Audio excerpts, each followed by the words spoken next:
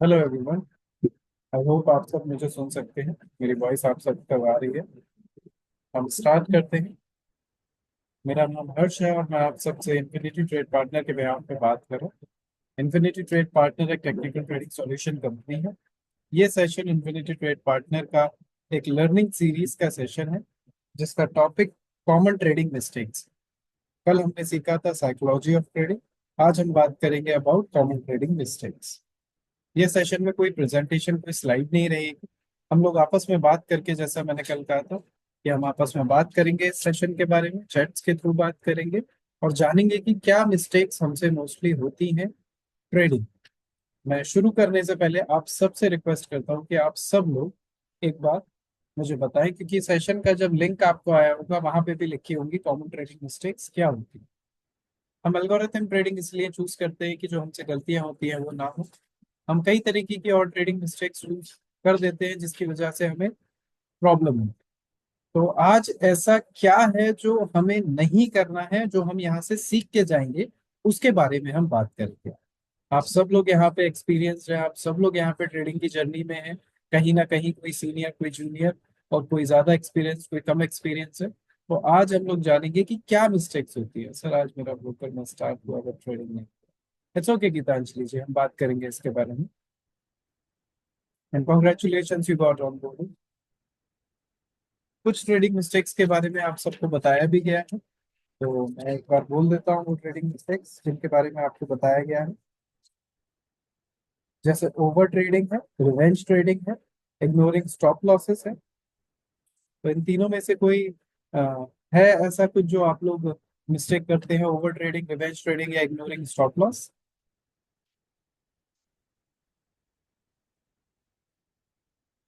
मैं बताता हूँ, इसमें केस स्टडीज भी डिस्कस करेंगे हम।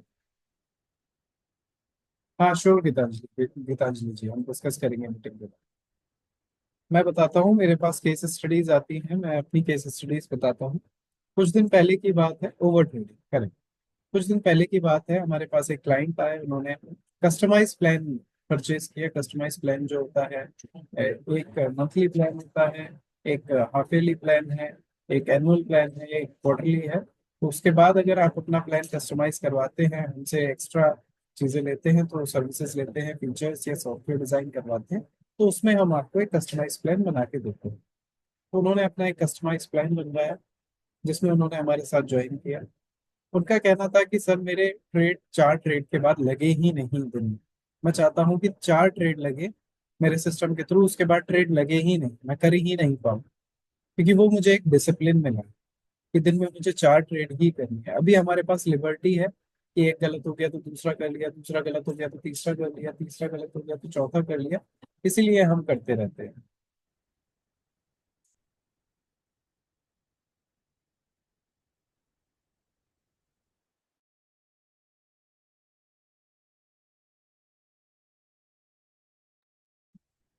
तो चलती रहे। तो इसी तरीके से हमारी ओवर ट्रेडिंग हो जाती है। क्यों? क्योंकि हम ध्यान नहीं दे पाते हैं कि कितनी ट्रेड्स हमने लेनी है। हमने एक रूल ही नहीं बनाया है अपने लिए। तो ओवर ट्रेडिंग का तो मानना यह है कि जितनी ट्रेड लो उतना कम है, क्योंकि पैसा तो मार्केट में कभी खत्म होने वाला है नहीं। लेकिन हमारी कैपिटल वाइप आउट जब तक नहीं होगी तब तक हम ट्रेड लेंगे। तो चांसेस हैं कि इस तरीके से ओवर ट्रेडिंग होती है। सेकंड, आपका avoiding stop loss, revenge trading. Revenge trading क्या होता है? रिवेंज ट्रेडिंग में क्या होता है बताइए, किसी को अंदाजा है? आप सब लोग यहाँ पे ट्रेड करते हैं।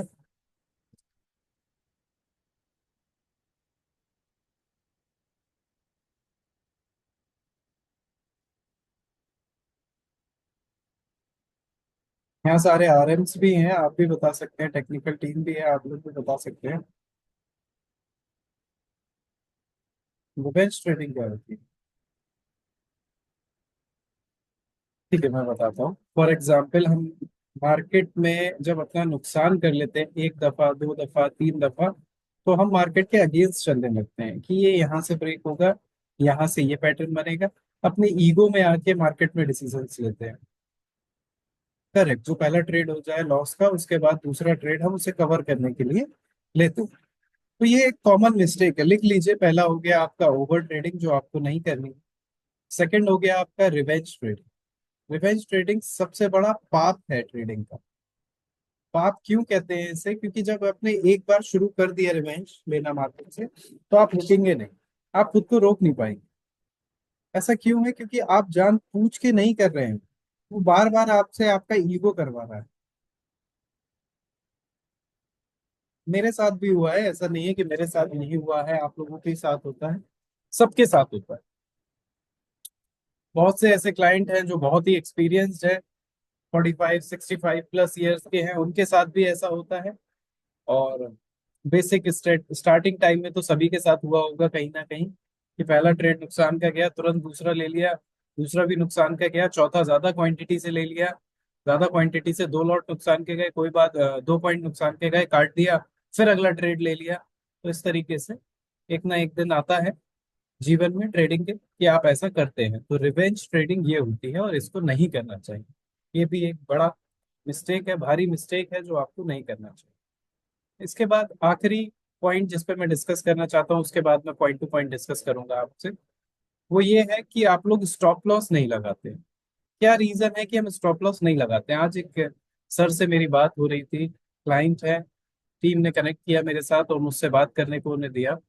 तो बात होते होते ये बात होने लगी कि सर, स्टॉप लॉस कितने तरीके के होते हैं? मैंने कहा sir, ATR based stop loss होता है। मतलब कितने तरीके की नहीं, कैसे लगाना चाहिए स्टॉप लॉस? एक एटीआर बेस होता है, पॉइंट बेस होता है, परसेंटेज बेस होता है। हमारे पास 3 कस्टमाइज वेज हैं स्टॉप लॉस को प्लेस करने के। आप किस तरीके से यूज करते हैं? तो बोले सर, पॉइंट और परसेंटेज बेस तो मेरे किसी काम का ही नहीं है। तो मैंने कहा क्यों सर, ऐसा क्यों? तो उन्होंने मुझे बताया कि जब हमें पता है 25 पॉइंट ही हमें वेट करना है, तो मार्केट हमारे अकॉर्डिंग थोड़ी ना चलेगा। तो ये बहुत अच्छी बात है कि हाँ, मार्केट आपके अकॉर्डिंग नहीं चलेगा, लेकिन आपकी एंट्री कितनी प्रीशियस है, कितनी अच्छी एंट्री आपने ली है, वो भी डिपेंड करता है। अगर एंट्री आपने अच्छी ली है और आप अच्छे से कर पा रहे हैं, तो वो बहुत बड़ी बात है। दूसरा, एंट्री और एग्जिट स्टॉप लॉस के बेसिस पे ही डिस्कस की जा सकती है। अगर आप स्टॉप लॉस बियर नहीं कर सकते, तो आप एंट्री लेना छोड़ दीजिए। गलत एंट्री लेके स्टॉप लॉस ना लगाना सबसे बड़ी भूल है। एक तो गलत एंट्री ली, उसके बाद एसएल भी नहीं लगा। द बेस्ट पार्ट इज कि आप एंट्री मत लीजिए, वेट करिए मार्केट सही मूवमेंट आने का। एक ना एक दिन ट्रेंड फॉलो होगा और उस ट्रेंड में आप अपना निकाल लीजिएगा। तो ये 3 भारी मिस्टेक्स, कॉमन मिस्टेक्स है, जो आप ना करें तो ज्यादा अच्छा,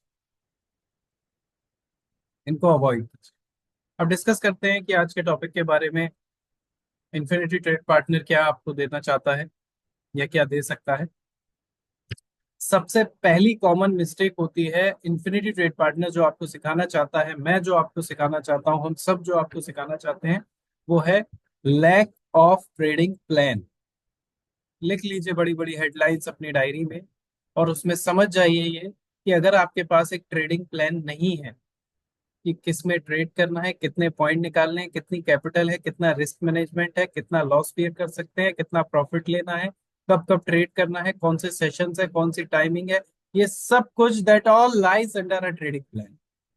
अगर आप लोग इस चीज को नहीं समझ पा रहे हो आज तक अपनी ट्रेडिंग जर्नी में, कि आपको एक ट्रेडिंग प्लान की बहुत ज्यादा जरूरत है, तो आप कहीं ना कहीं एक बड़ी गलती कर रहे हो। ऐसी गलतियां करेंगे तो फिर लॉस ही होगा ना, प्रॉफिट तो होगा नहीं।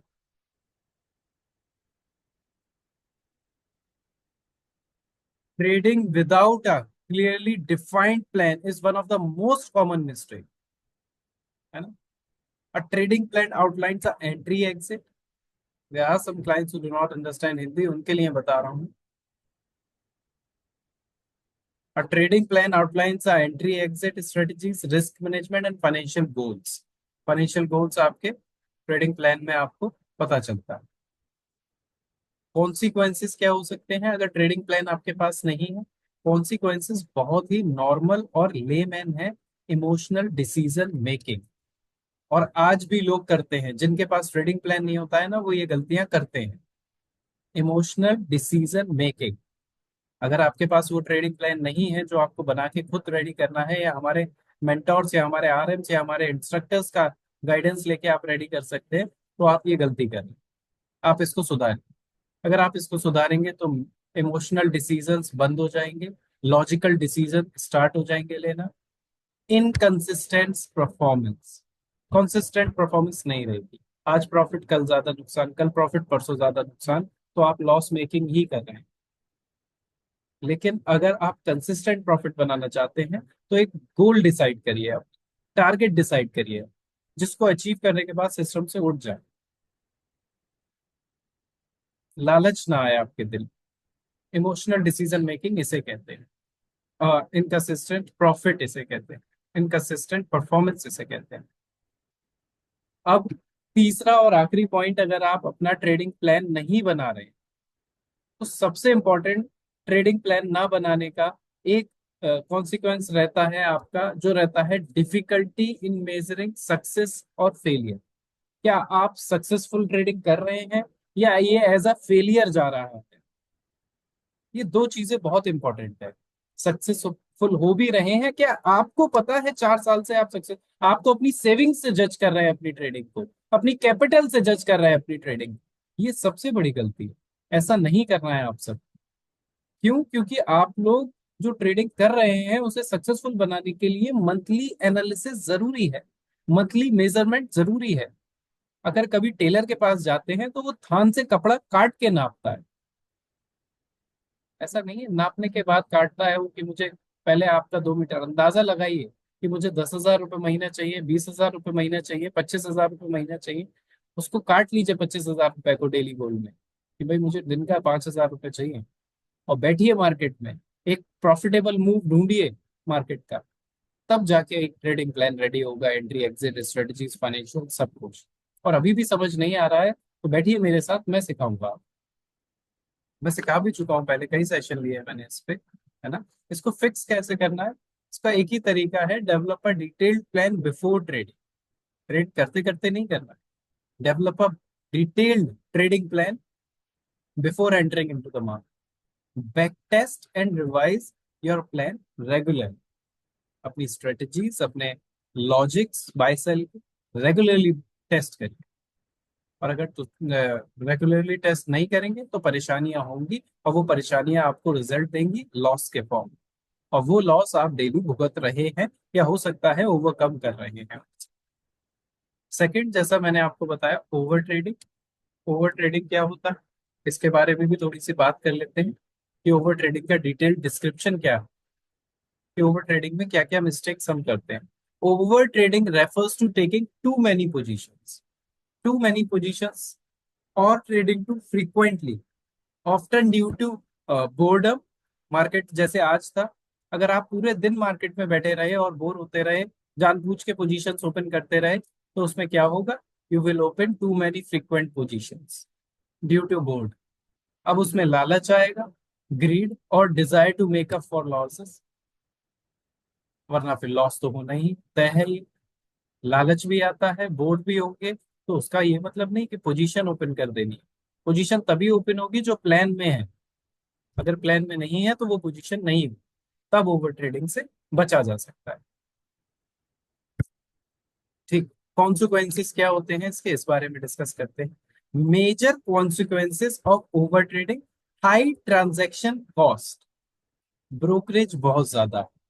आज के समय में आपका स्लीपिंग पार्टनर आपका ब्रोकरेज है, ब्रोकर है। वो आपके प्रॉफिट और लॉस दोनों पे कम।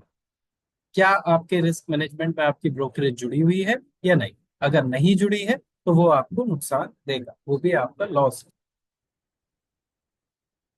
जितने ज्यादा ट्रेड, उतना ज्यादा आपका रिस्क एक्सपोजर। रिस्क समझते हैं, रिस्क, रिस्क रिवॉर्ड रेशो वाला रिस्क। जितने ज्यादा ट्रेड्स लगेंगे, जितनी ज्यादा ऑर्डर्स लगेंगे, जितनी ज्यादा पोजीशंस ओपन होंगी, उतना ज्यादा रिस्क बढ़ेगा आपका। और उस रिस्क को कम करने के लिए ओवर ट्रेडिंग नहीं करनी। I hope you all are listening to me very carefully. तीसरा और आखिरी, ओवर ट्रेडिंग से जो आज तक शायद आप लोगों को पता ही नहीं चला होगा कि ये इम्पैक्ट इतना बड़ा आप पे पड़ता है, वो है आपका मेंटल फटीग। आप मेंटली रिटायर्ड हो जाते हैं अननेसेसरी ट्रेड से। और जब मेंटली रिटायर्ड हो जाएंगे तो क्या अगला ट्रेड सक्सेसफुली ले पाएंगे? नहीं, वहां पे होगी emotional decision making. Mental fatigue and burnout, दिमाग काम करना बंद कर जाएगा मल्टीपल ट्रेड्स में, आपके बस की बात नहीं रहेगा ट्रेड को प्रॉफिटेबली काट। ठीक है, इसको फिक्स कैसे करना है? Again, stick to your plan, your trading limits, और दूसरा अवॉइड इम्पल्सिव ट्रेड्स और ओवर लिवरेजिंग, है ना। जब लिवरेज मिलता है तो ज्यादा करते हैं, लेकिन लिवरेज नहीं लेना है। ठीक है। तीसरा कॉमन मिस्टेक क्या रहता है? मोस्टली केसेस में मैंने देखा है, ये मेरा पर्सनल एक्सपीरियंस है, पुअर रिस्क मैनेजमेंट। जितने लोग एग्री करते हैं, आप लोग हैंड रेस कर सकते हो। पुअर रिस्क मैनेजमेंट होता है या नहीं होता है? कॉमन मिस्टेक है या नहीं?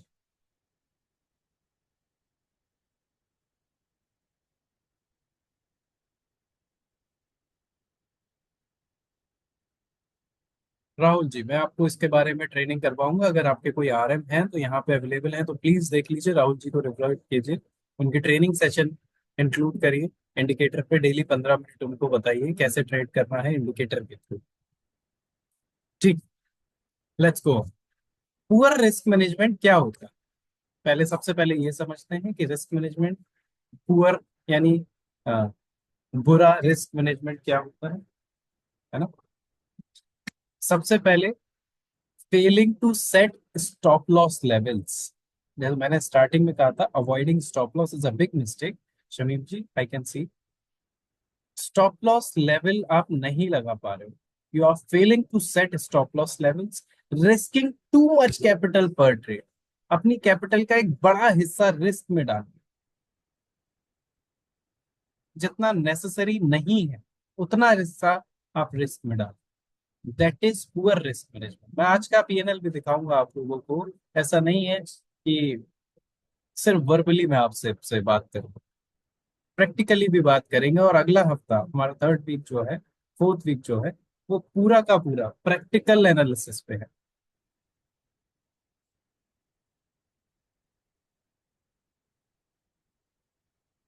Not diversifying can devastate a trading. अगर आप डाइवर्सिफाई नहीं कर रहे हैं अपने पोर्टफोलियो को, अपने इन्वेस्टमेंट्स को, अपनी ट्रेडिंग को, तो वो आपके पोर्टफोलियो को, आपके अकाउंट को खराब कर देगा, और उसमें आप सबसे ज्यादा नुकसान ही लेंगे। जैसे आज निफ्टी, बैंक निफ्टी में ज्यादा मूव्स नहीं थे, क्या करा पूरे दिन आपने? बताइए क्या करा आज पूरे दिन?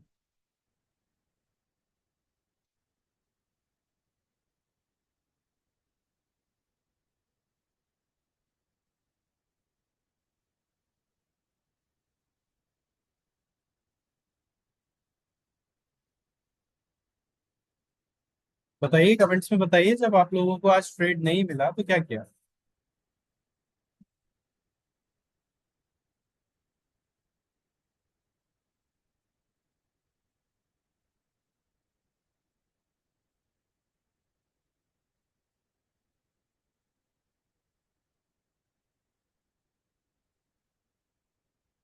कोई बात नहीं, मैं समझ सकता हूँ। ठीक है। पुअर रिस्क मैनेजमेंट का सबसे बड़ा कॉन्सिक्वेंस होता है, जो मैंने आपको आज तैयार किया है आप लोगों के लिए, वो मैं डिलीवर करता हूँ। पुअर रिस्क मैनेजमेंट का सबसे बड़ा कॉन्सिक्वेंस होता है कि आप लोग एक बड़ा लॉस देखते हैं, लार्ज ड्रॉडाउन देखते हैं अपनी ट्रेडिंग में, जो किसी स्ट्रेटेजी से नहीं, जो किसी इंडिकेटर से नहीं। हाँ, वेरी गुड वेरी गुड, ऐसा ही करना चाहिए। जो किसी स्ट्रेटेजी, किसी इंडिकेटर या किसी लॉजिक से नहीं, बल्कि आपके पुअर रिस्क मैनेजमेंट से आता है। और उसका एक बड़ा ब्लेम हम दूसरों पे डालते हैं, क्योंकि खुद को सेटिस्फाई करना है कि हम ठीक है, दूसरा गलत है, मार्केट गलत है। और फिर हम सोचते हैं मार्केट गलत था आज, इसलिए मेरा नुकसान हो गया। नहीं, मार्केट तो 365 दिन गलत हो सकता है, आपको सही होना है। You can not correct the market, you have to correct yourself, your habits, है ना। अगर आप पृथ्वी से कहोगे कि ऐसे चक्कर ना लगा के ऐसे चक्कर लगाना चालू करो, तो आपके जो वर्ड्स है उनकी एनर्जी वेस्ट हो जाएगी। वही काम आप मार्केट के अगेंस्ट जाके कर रहे हो। अगर यही करना है तो आप ट्रेडिंग छोड़ दीजिए और उससे बिल्कुल अलग हो जाइए। अगर आपको पता है कि आपका ब्लड किस तरफ फ्लो करता है, यहाँ से यहाँ फ्लो करता है, यहाँ से यहाँ फ्लो करता है, और आप चाहें कि वो अगेंस्ट में फ्लो करने लगे, या आप अपने ब्लड के बहाव को रोक सकते हैं कि आपकी कमर से नीचे फ्लो हो और कमर के ऊपर फ्लो ना हो? नहीं रोक सकते जनरल। इसीलिए आप अपनी हैबिट चेंज करेंगे ना। तो इसीलिए मार्केट को गलत कहने से पहले खुद के रिस्क मैनेजमेंट को देखना पड़ेगा और सीखना पड़ेगा कि किस तरीके से अच्छा रिस्क मैनेज करना आना चाहिए। और दूसरा सबसे बड़ा कॉन्सिक्वेंसेस जब पुअर रिस्क मैनेजमेंट होता है, तो हमारे साथ बड़ा एक मेंटल स्ट्रेस आ जाता है। कहते हैं ना कि ट्रेड करना आसान नहीं है, और स्ट्रेस में हम लेते हैं गलत डिसीजंस। मेंटल स्ट्रेस कैसे आता है, कोई बताएगा मुझे? पुअर रिस्क मैनेजमेंट से। Poor risk management is the key to mental stress. Trade करते टाइम बच्चे खेलने आ गए, बच्चों को डांट दिया, भगा दिया, क्योंकि पता ही नहीं है करना क्या। रिस्क इतना बड़ा ले लिया ना, large some of capital risk पे। तीसरा लास्ट मैं आपको बताना चाहूंगा, ये फॉरेक्स और क्रिप्टो और लिवरेजिंग अकाउंट्स के लिए है। मैं आपको ये चीज किया है सर मैंने, अब तो सेबी ने बैन कर दिया, अब मैं कर नहीं सकता। इसीलिए मैं आपको सेशंस के थ्रू सिखा रहा हूँ, रिकॉर्डेड सेशंस के थ्रू लाइव जाके। आप अगर पहले से मेरे साथ कनेक्टेड थे कभी, तो मैंने आपको, या आपने मुझे देखा भी होगा कई जगह पे। इसका मतलब ये नहीं कि होता नहीं है, होता है, बहुत होता है।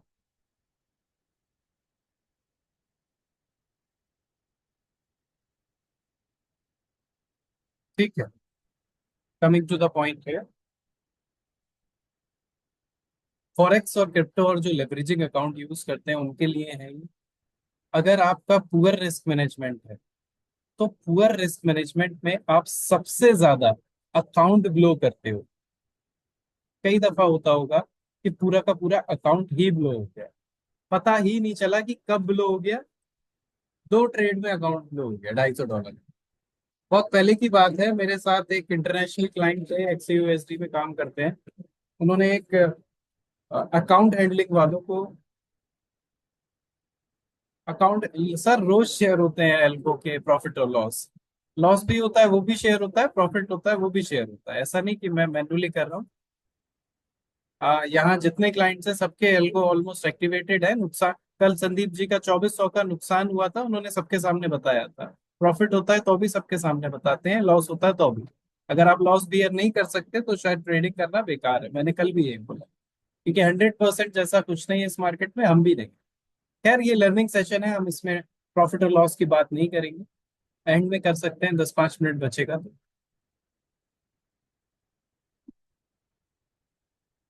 हाँ, तो उन्होंने $250 का अकाउंट उन्होंने दिया था किसी को, अकाउंट हैंडलिंग के लिए। सिर्फ 3 ट्रेड या 2 ट्रेड में उन्होंने पूरा का पूरा अकाउंट ब्लो कर दिया।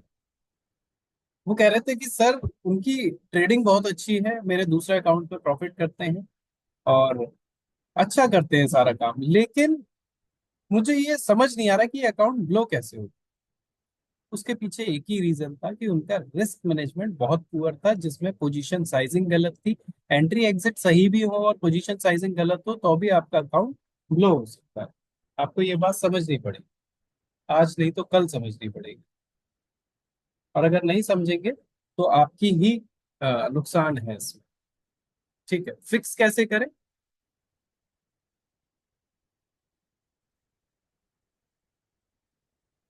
इसको फिक्स करेंगे प्रॉपर पोजीशन साइजिंग से। फॉर एग्जांपल 1 से 2% आपके कैपिटल का पर ट्रेड में जाना चाहिए।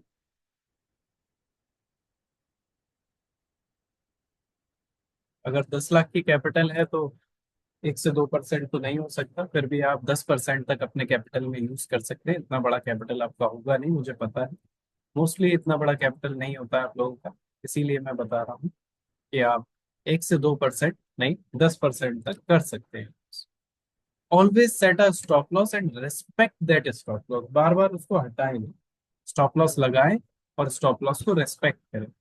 Diversify across instruments and segments.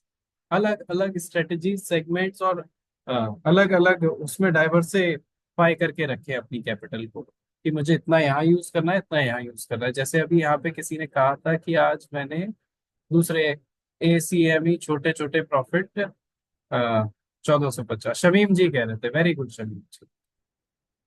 तो इस तरीके से प्रॉफिट निकाले।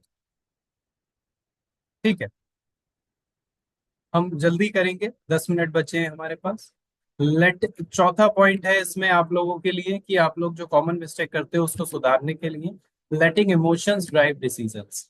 इमोशनली ड्रिवन डिसीजंस ट्रेडिंग में हेल्प नहीं करते हैं, ना ही रियल लाइफ में ज्यादा हेल्पफुल रहते हैं। लेकिन इमोशनली ड्रिवन डिसीजंस हम नहीं लेंगे, जैसे फियर, ग्रीड, कल मैंने 4 इमोशंस बताए थे आपको, होप, उम्मीद जो रहती है, आशा, और इरिटेशनल डिसीजन, ये हमें नहीं लेने हैं, क्योंकि इनके थ्रू हम जल्दी एग्जिट या लेट एग्जिट करेंगे, डबल डाउन करेंगे अपने लॉसेस को या प्रॉफिट को कोशिश करेंगे। ये इमोशनली जब हम करते हैं तब ये सब चीजें आती हैं, और इग्नोर करेंगे एनालिसिस और सिग्नल्स को, बल्कि हम फोकस करेंगे अपने इमोशंस पे, होप्स पे। इसको कैसे ओवरकम करना है? आपने जो ट्रेडिंग प्लान बनाया है उसमें ब्रूटल रूल्स यानी स्ट्रिक्ट रूल्स आप अपने रखें, कि हाँ मुझे ये फॉलो करने हैं तो करने हैं, हर हालत में फॉलो करने हैं। अगर आप ऐसा करेंगे तो आप अपना एक ट्रेडिंग जर्नल बना सकते हैं। उस जर्नल में आपको पता चलेगा कि कैसे काम होता है, और हर छोटे छोटे लॉस के बाद एक छोटा सा ब्रेक ले लीजिए। वो आपको हेल्प करेगा इन डिसीजन से ओवरकम करने में। उठ के मुंह धो लीजिए, वॉशरूम हो आइए, कॉफी पी लीजिए, कुछ और काम कर लीजिए। उस तरीके से आपको वो लॉस बुलाने में टाइम मिल जाएगा, है ना? एक बहुत इंपॉर्टेंट पॉइंट मुझे याद आया है, जो मैंने कई दफा देखा है केस स्टडीज में, कि आप लोग मार्केट को चेस करने लगते हो। क्या ये कोई क्रिकेट मैच है जो आपको एक टारगेट चेस करना है, या IPL चल रहा है 2020, कि आपने रन नहीं मारे तो कोई और जीत जाएगा? है? ऐसा तो नहीं है। तो फिर मार्केट चेस क्यों करना है रेगुलरली? ये आपके इमोशंस का इम्तिहान लेता है, मार्केट को चेस करना बंद कर दीजिए, है ना? Entering trades after a big move due to fear of missing out lies under chasing the market. जैसे कल एक जनाब से मेरी बात हो रही थी, वो मुझसे कहते हैं कि मैं सपोर्ट और सप्लाई और डिमांड, सॉरी, सपोर्ट और रेजिस्टेंस पे काम करता हूँ। 24,800 पे बहुत तगड़ा सपोर्ट था, इसलिए मैंने जैसे ही वो सपोर्ट पे 10 मिनट रुका मैंने ट्रेड ले लिया। अरे जनाब को मैंने समझाया, 24,800 पे तो सपोर्ट पहले ही दे रेजिस्टेंस ब्रेक कर चुका था, ट्रेड लेनी थी तो नीचे से लेना था। ये तो आपने डर के मारे ले लिया कि मार्केट अब मेरे हाथ से ना निकल जाएगी। हेड और टेल कवर किया नहीं, सपोर्ट भी देख लिया बीच में कहीं से, किसी ने समझा दिया। तो ऐसा नहीं करना, मार्केट के प्रॉपर मूव्स को कैप्चर करिए। और अगर एनालिसिस कर रहे हैं तो ATR बेस्ड एनालिसिस करिए, ढूंढिए, मिलेगा। और तब आपको मिलेगा हाई और सेलिंग, लो पॉइंट और हाई पॉइंट, बाइंग, हाई और लो पॉइंट। जहां पे हाई लगाए वहां से सेलिंग, और जहां पे लो लगाए वहां से बाइंग, वो मिलेगा आपको। रिवर्सल्स पकड़िए, रिवर्सल्स में अच्छा रिटर्न्स मिलेगा आपको। इसको फिक्स कैसे करेंगे? Wait for the proper entries which you have taken a strategy और एल्गो और इंडिकेटर फ्रॉम, किसी से अगर स्ट्रेटेजी, एल्गो या इंडिकेटर लिया है उसके साथ। When I sure I use English as well. Avoid news driven emotional trading. सुबह CNBC आवाज लगा लिया, और जो अब वो बता रहे हैं वो आप कर रहे हैं, या कोई एडवाइजरी ज्वाइन कर ली उसके थ्रू कर रहे हैं। ऐसा मत करिए, अपने साथ अत्याचार मत करिए, अपनी कैपिटल को बर्बाद मत करिए। इग्नोरिंग फंडामेंटल और टेक्निकल एनालिसिस, अनइन्फॉर्म्ड ट्रेड्स। सबसे बड़ी मिस्टेक हम लोग करते हैं अनइन्फॉर्म्ड ट्रेड्स लेके, जिसमें कि हम करते हैं inability to adapt the market changes. यहाँ पे फोकस करते ही नहीं है, यहाँ पे प्रेशर डालते ही नहीं है कि मार्केट चेंज हो रहा है या नहीं हो रहा है, देखते ही नहीं। क्या आप सब मेरे साथ हैं? सुन पा रहे हैं मुझे? क्या आप सबको मेरी वॉइस आ रही है? क्या आप लोग बोर हो रहे हैं? अगर हाँ, तो समझ जाइए सेशन अच्छा है, क्योंकि इससे पहले आपने ये नहीं सुना, पहली बार आप सुन रहे हैं। बेटर है आप लोगों के लिए कि ध्यान लगाएं, जैसे अपनी ट्रेडिंग को अच्छा बनाना चाहते हैं वैसे ही अपनी लर्निंग को अच्छा बनाएं। अगर लर्निंग अच्छी होगी तो ट्रेडिंग अपने आप अच्छी हो जाएगी। द बेस्ट पार्ट कि यहाँ पे आधे घंटे में सीख के आने वाली 4 साल तक जो ट्रेडिंग करेंगे वो इम्प्रोवाइज हो, डिग्रेड नहीं होगी, इम्प्रोवाइज हो। मार्केट जब चेंज करता है एक पैटर्न, मैं आपको हकीकत बताऊं, एक ट्रेंड जितना जल्दी आप सोचते हैं उतना जल्दी चेंज नहीं होता है। आप एक ट्रेंड में ही 2 4 5 हफ्ते 10 हफ्ते एक एक 6 6 महीने तक निकाल देते हैं, और आपको पता ही नहीं चलता है। आपको लगता है कि एक और ट्रेंड आ गया, एक और ट्रेंड आ गया, एक और ट्रेंड आ गया, क्योंकि 4 आवर्स का टाइम फ्रेम कभी देखा ही नहीं, 1 डे का टाइम फ्रेम कभी देखा ही नहीं। जब देखेंगे तो समझ आएगा। फ्यूचर्स में ट्रेड कभी करा ही नहीं, ऑप्शन से बाहर ही नहीं निकले हैं अभी तक। निकलिए बाहर, जरा सारे सेगमेंट्स को खोजिए, क्या क्या है क्या क्या नहीं है। और फंडामेंटल है ना। हाँ श्योर शमीम जी, ट्रेलिंग स्टॉप लॉस के ऊपर पूरा सेशन पहले भी किया है हमने। ये सीरीज जब खत्म हो जाएगी, हम इसके बाद एसएमसी की सीरीज स्टार्ट करेंगे, जिसमें हम stop loss, inducement, fair value gap, सारी चीजें डिस्कस करेंगे। अब बात करते हैं हम इसको फिक्स कैसे करें, मार्केट चेंजेस जब होते हैं तो उसको देखें कैसे। सबसे पहली चीज, इकोनॉमिकली अपडेट रही कि मार्केट में क्या हुआ। कौन सी मीटिंग हुई थी पाकिस्तान और इंडिया के बीच जो 25,000 निफ्टी टच कर गया। कौन से सपोर्ट लेवल की बात कर रहे हैं सर आप, कि 24,800 पे था। ये तो सबको पता था कि निफ्टी 25,000 टच करेगा। जब आप मार्केट में रहेंगे तब मार्केट की न्यूज आपको मिलेगी। ऐसा नहीं शाम को आपने 2 घूंट लगाए और सो गए, अगले दिन मार्केट खुला और मजे से देखा हाँ भाई कैंडल चल रही है ऊपर, कैंडल पे तुरंत बाय कर। या फिर शाम को पार्टी में है किसी की, एनिवर्सरी है, बर्थडे है, और सुबह 10 बजे उठे, आंख खुली, आंख मलते मलते अपना सिस्टम चालू किया, देखा कि हाँ भाई मार्केट नीचे जा रहा है, फुट खरीद। एक दिन 100 में से ऐसा होता है जब आपका प्रॉफिट होगा, हर दिन नहीं होगा ऐसा। ठीक है। Now the last point I want to discuss with you is lack of patience. वैसे तो बहुत सारे पॉइंट्स हैं, बट हमारे पास इतना टाइम नहीं बचा है। जैसे ट्रेडिंग विदाउट एजुकेशन और प्रैक्टिस है, या फिर हमारा following tips and signal blindly है, अनरियलिस्टिक एक्सपेक्टेशंस है, not adapting to market conditions है, नॉट कीपिंग रिकॉर्ड्स है, ओवर लिवरेजिंग है। ऐसे बहुत से मेरे पास पॉइंट्स हैं जो हम डिस्कस कर सकते हैं, लेकिन इतना टाइम नहीं होता है हमारे पास। सिर्फ 3 मिनट बचे हैं, तो हम डिस्कस करेंगे लैक ऑफ पेशेंस।